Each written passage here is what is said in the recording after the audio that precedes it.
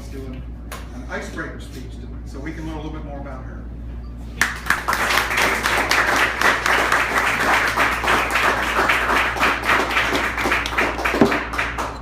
Thank you, Mr. Toastmaster. On December 11th, 1975, I was born. On November 1st, 2011, I died. That makes me 39 years old and 3.5 years old. This is not a story about being born again. And it is not a story about aging like Benjamin Button, but it is a story about how I found the significance of me. On November 1st, 2011, around 3:30 in the morning, I woke up with an excruciating migraine. I'm used to getting migraines, but this one was different. I woke up in the middle of the night, which I'd never done before, and I realized that it was just a different feeling migraine. And I laid there in bed, and in migraines, if you don't get them, everything is heightened. Your senses are completely at an uncomfortable level. So I could hear the blood rushing through my ears. And it was like that, only it was not a fun dance song. It was just loud and uncomfortable. And so I laid there and I listened and I kept hearing over and over again, wake up, wake up, wake up. And I kept saying to myself, no, I'm tired, go to sleep, go to sleep, go to sleep.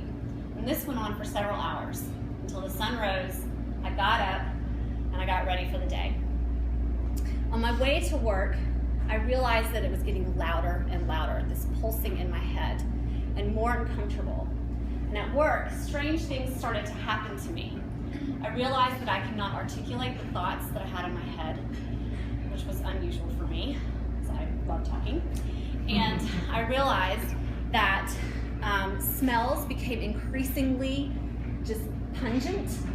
And I also realized that I was just having a hard time hearing and focusing. So what is someone supposed to do when they can't hear or talk or see? I had blurred vision as well. They naturally get in their car and they drive home. So that's what I did. And when I got home, I called my dad, who was a doctor. I FaceTimed him to discuss my symptoms. And I noticed that when I was doing that, when I was on FaceTime, that the right side of my face was drooping. And I said, I have a palsy. And I'm 35 years old at the time. So I'm not thinking stroke, heart attack, anything of that nature. I'm just thinking, this is a weird migraine. My dad says, immediately go to the ER now. So I go to the ER with my husband and my then 11-month-old son. While I was in the ER, denial is a powerful thing. I did not understand the gravity of my situation when triage put me first in line to see the doctor, nor did I understand that I was in severe trouble when the doctor said, you will need to have an MRI, it's going to be 75 minutes long. Nor did I understand how serious the situation was when he said we're going to need to admit you overnight for observation. So my husband and my son left to go get food and clothes for the night in the pack and play. Imagine having an infant in a hospital room. So I'm all alone in the room. And the nurse came in and she gave me a pain reliever. And this pain reliever was amazing. And and I'm laying there in bed and I realize very quickly as the pain reliever is moving up my back, I can feel it. I thought, oh my gosh, I'm dying. And they're doing everything they can to keep me alive. I immediately start texting my husband and I say, I need you here now, where are you? I'm dying. I don't think I can do this by myself.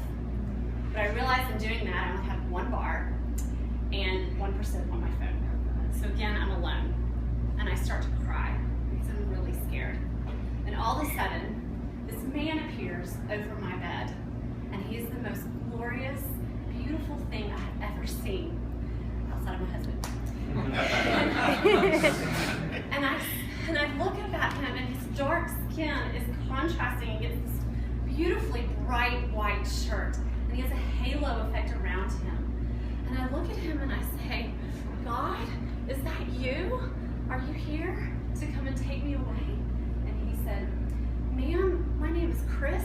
I'm here to take you to your MRI.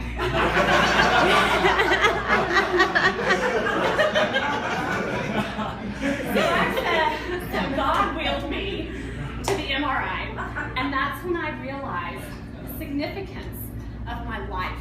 When I was laying in a machine for 75 minutes, still, all I could do was focus on my breathing. And I realized in that moment that it is important for me to take care of myself so that I can take care of other people. It is important for me to take care and recognize how significant I am so that I can recognize how significant everyone else is.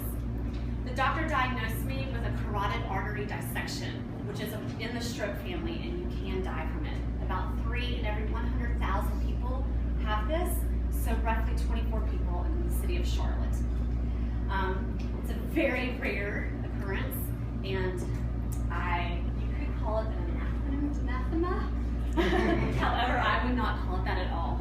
I would not change it for the world.